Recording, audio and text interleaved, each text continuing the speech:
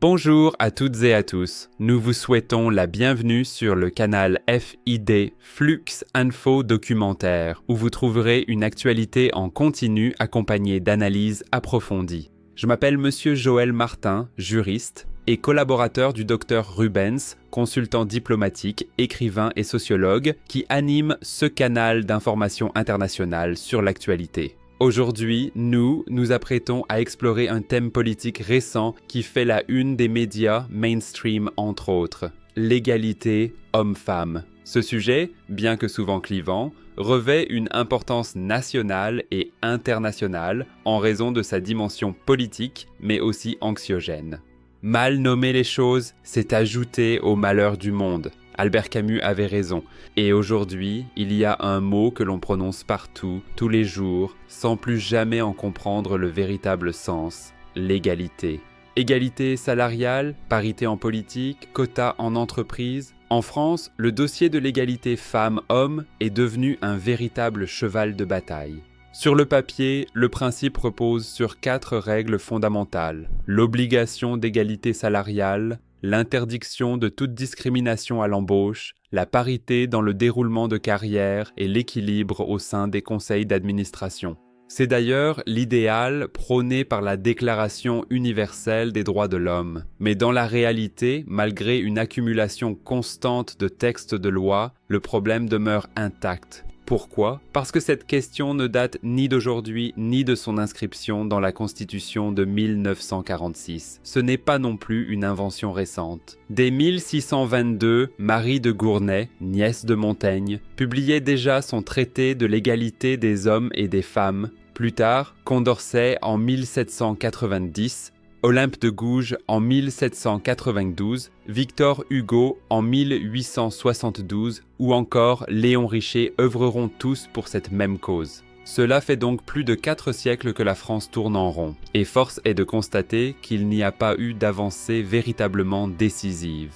Cette myriade de lois pondues au fil des époques pose un problème majeur. Imparfaites et souvent inapplicables, elles finissent par créer de nouveaux conflits. Manipulées par des mouvements idéologiques et récupérées par la classe politique, la notion d'égalité est devenue une mécanique d'opposition. Les lois ne s'appliquent pas, mais la guerre des sexes, elle, est bien déclarée. Le dialogue s'effrite, l'écart se creuse et les tensions s'invitent désormais jusque dans les foyers. Pour mesurer l'impasse de ce discours, il faut sortir des théories politiques et confronter la notion d'égalité au terrain du réel. Prenons un exemple concret, le sport.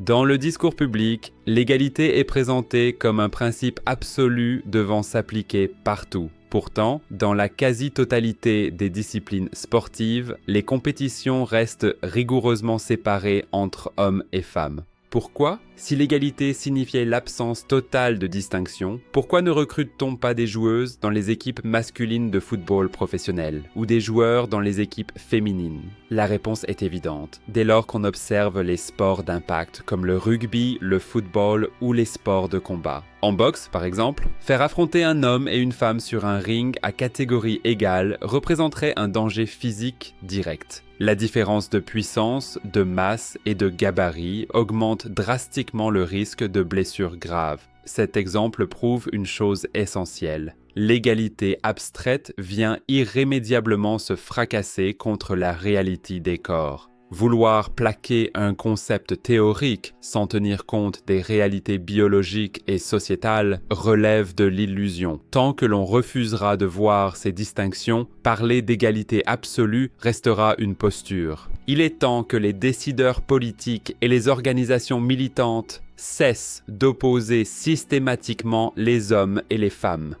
L'urgence n'est plus d'entretenir une guerre des sexes destructrice, mais de sortir des postures idéologiques pour réapprendre à construire ensemble. Il est important de rappeler que depuis plusieurs décennies, l'égalité entre les femmes et les hommes est présentée comme l'un des grands progrès de nos sociétés modernes. Elle est devenue un objectif politique, un slogan institutionnel. Pourtant, une question demeure, cette égalité proclamée correspond-elle réellement à la réalité vécue au quotidien ? Dans le monde du travail, les écarts restent visibles.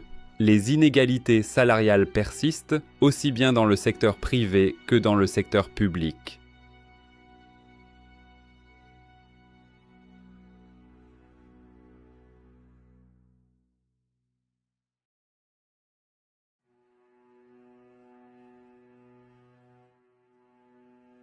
Dans le secteur privé, les données montrent que les femmes perçoivent en moyenne un revenu annuel nettement inférieur à celui des hommes. Une partie de cet écart trouve une explication mécanique. Elles occupent plus fréquemment des emplois à temps partiel, connaissent davantage d'interruptions de parcours et restent sous-représentées dans les postes les mieux rémunérés. Mais même en ajustant les calculs à temps de travail et postes équivalents, une différence persiste. Mais la question de l'égalité ne se limite pas au salaire. Elle concerne également la répartition des métiers, la reconnaissance sociale, la pénibilité, l'accès aux postes de décision, ainsi que la manière dont certains secteurs restent fortement associés aux hommes ou aux femmes. Certains métiers demeurent majoritairement masculins, souvent parce qu'ils sont considérés comme physiques, techniques, dangereux ou socialement valorisés d'une certaine manière. À l'inverse, d'autres professions, essentielles au fonctionnement de la société, restent majoritairement féminines, parfois moins reconnues et moins rémunérées. Ce documentaire propose donc d'aller au-delà des slogans. Il ne s'agit pas seulement de répéter que l'égalité est nécessaire, ni de nier les injustices qui existent. Il s'agit d'examiner les faits, les contradictions et les angles morts du débat. L'égalité homme-femme est-elle une avancée sociétale incontestable? Est-elle parfois utilisée comme un outil politique? Permet-elle réellement de réduire les injustices? Ou masque-t-elle de nouvelles formes de tension et d'incompréhension? À travers plusieurs thèmes, salaire, métier, responsabilité, représentation culturelle, nous chercherons à comprendre ce que recouvre réellement cette notion d'égalité. Entrons maintenant au cœur du sujet, les inégalités salariales. Qu'on observe le secteur privé ou la fonction publique, l'écart de rémunération entre les hommes et les femmes reste l'un des indicateurs les plus commentés de notre époque.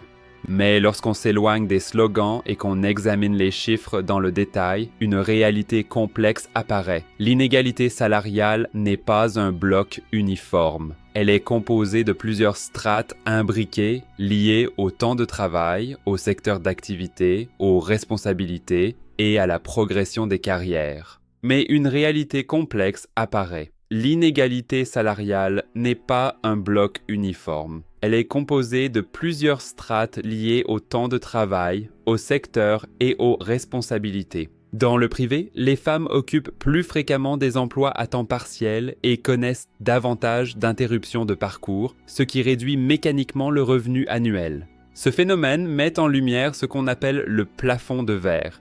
Plus on s'élève dans la hiérarchie et dans la grille des hauts revenus, plus la présence féminine se raréfie. Il ne suffit donc pas d'assurer la présence des femmes sur le marché du travail, encore faut-il interroger leur accès effectif aux postes stratégiques, aux primes et aux responsabilités qui façonnent réellement les rémunérations.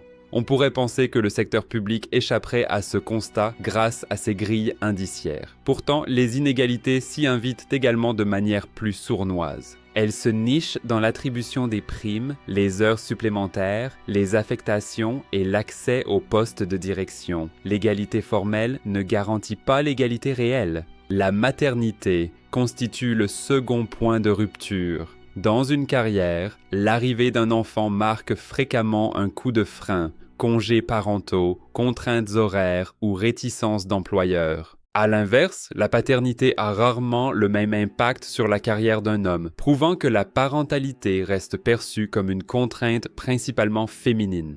Aux abords des postes de décision, les critères deviennent flous, réseau d'influence, disponibilité totale. On définit encore trop souvent un profil légitime pour exercer le pouvoir. Ces disparités révèlent une hiérarchie implicite de notre société. Elles traduisent une sous-évaluation structurelle des métiers du lien, soigner, éduquer, accompagner, pourtant indispensable à la collectivité face au secteur de la technique, de la production ou de la finance. Si la société se contente de voter des objectifs symboliques sans réformer l'organisation concrète du travail et la valeur accordée à chaque métier, elle continuera de fabriquer une égalité de façade, une égalité proclamée dans les discours mais absente du quotidien. Pour pousser notre réflexion, examinons un dernier terrain où les principes idéologiques se confrontent à la dureté du réel, l'institution militaire.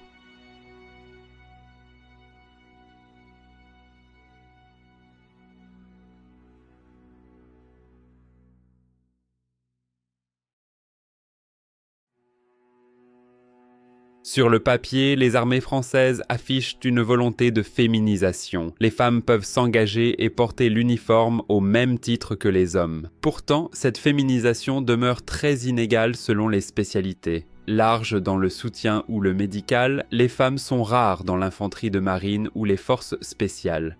Car sur un champ de bataille, la théorie s'efface devant les lois brutes de la physique. Porter des charges écrasantes ou évacuer un blessé sous le feu n'est pas un débat d'idées. La seule question qui vaille n'est pas le genre du soldat, mais son aptitude réelle à remplir la mission et à préserver l'efficacité collective de l'unité. Lorsque la communication vante une égalité parfaite sans préciser la place exacte dans la chaîne opérationnelle, le discours frôle l'affichage symbolique, on se tait sur la réalité statistique des risques. Les risques les plus directs et le tribut humain de la guerre continuent d'être majoritairement supportés par des hommes.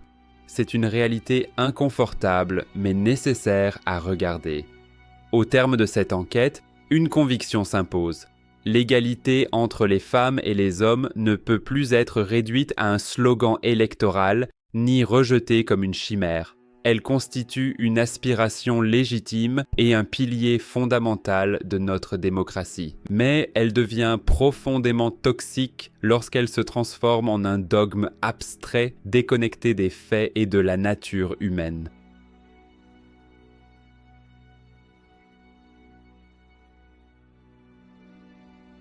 La véritable justice ne consiste pas à traiter tout le monde de manière identique en toutes circonstances, mais à traiter chacun avec équité en tenant compte de la réalité du monde.